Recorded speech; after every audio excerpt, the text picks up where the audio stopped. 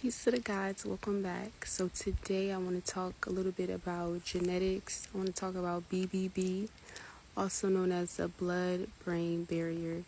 And I want to talk about this in regards to how we are naturally monogamous, and how studying genetics, which is also studying thyself, knowing thyself, we can clearly see that sleeping with multiple men has effect on the brain, has effect on a lot of things overall, because the womb is a portal. So for women, women and men, we are definitely structured differently. When we have intercourse as women, our BBB is structured differently. Our BBB allows higher levels of oxytocin and vasopressin, which is bonding chemicals, to cross and to lock into the brain after sexual contact, which makes a lot of sense. That's why a lot of the times after we, as women, have sex with men, we feel a lot more attached to the men. We feel bonded a lot more. So knowing that, we release a lot of oxytocin and vasopressin, which are bonding chemicals, we as women, we naturally bond deeply, like with one man, on a neurological and a genetic level. Our brain literally programs itself as a seed bearer, because our reproductive system is making a long-term genetic investment. Naturally, as women, innately, we are seed bearers innately. So once semen enters the womb, DNA fragments and hormonal signatures can pass through and into our bloodstream, crossing our BBB and imprinting us neurologically with that man's genetic signature. We are literally sharing genes. And this is why women are monogamous by nature. Our system is designed to attach to one genetic imprint, just one genetic imprint, for security, stability, and offspring survival. Now let's get into why men are naturally polygamous. Again, we are different. We are wired differently, genetically, neurologically, biologically. We are just different.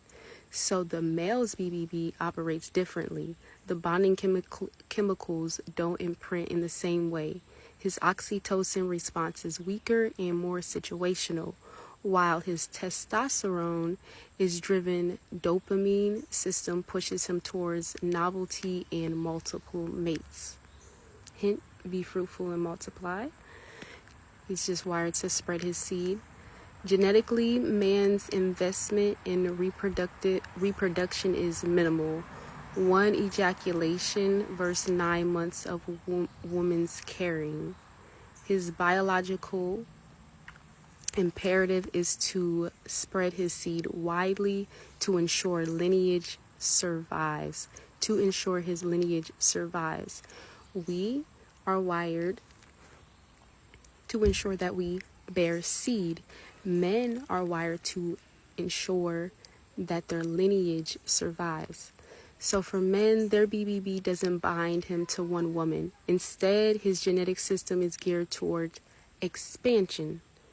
He doesn't chemically lock in the same way women does after sex. Again, look into it deeper. We're talking about genetics now. You can't really argue genetics, because like I said, this is just, it just is what it is. It's our biology. It's how we're just naturally wired, and we are naturally wired differently.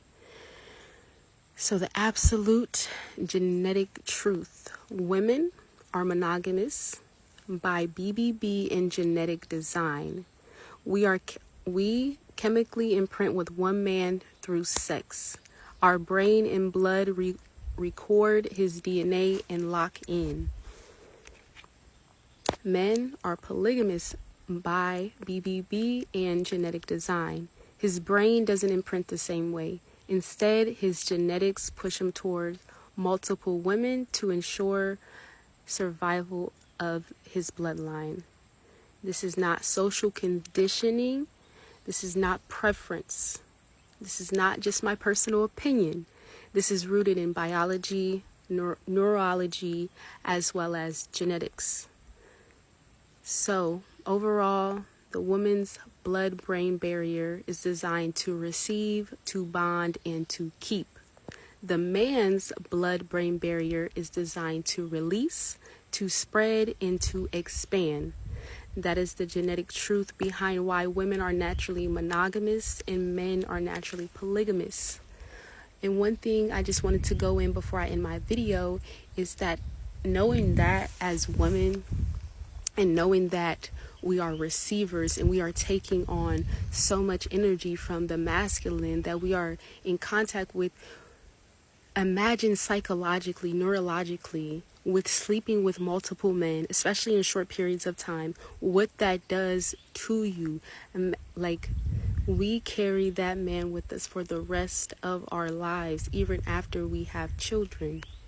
So every partner that you have as a woman, fragments, like genetic fragments, cross into your brain, which mean multiple men's DNA can live inside of you, neurologically, in your blood, as well as your womb.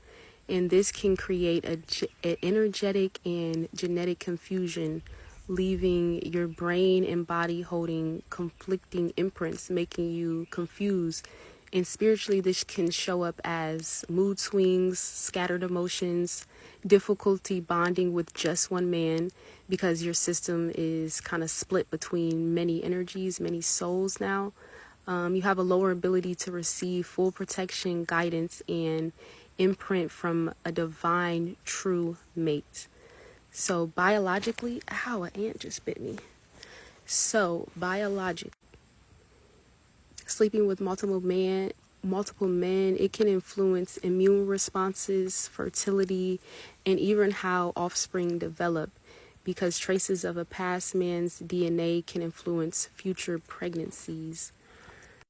So the truth is, one man equals one imprint. Our body, your brain, and being in sync to his frequency and DNA. Multiple men equals multiple imprints. Your system gets mixed signals spiritually and genetically, making it harder to fully align and bond. This is why women are designed by nature to be monogamous, not out of social rules, but because her BBB, brain and womb, literally lock onto one man's essence. You don't want multiple men's essence on you. You just want one man's DNA, genetic makeup. That's it. So, yes, women carry men's DNA after sex, and multiple partners equals multiple imprints in the brain as well as the body. Women, we are monogamous by nature. You can say that you're polyandrous all you want, and you want multiple husbands, and you're having sex and taking on multiple energies. But regardless, genetically, biologically, it's messing with your brain. It's creating a lot of confusion, a lot of mood swings. It's messing with your future offspring as well. Like, it's a direct connection from your brain to your womb. You have to be careful. We are supposed to be with one man. We are made to only imprint and have one man's imprint on us, one man's genetic code. That is it, to have children with just one man. Genetically, biologically, that's how it's supposed to be. But like I said, look deeper into genetics. I'm, been studying genetics. Genetics is part of knowing thyself. We can't know thyself without knowing our genetics, without knowing, about melanin. Like, tap in. I love myself.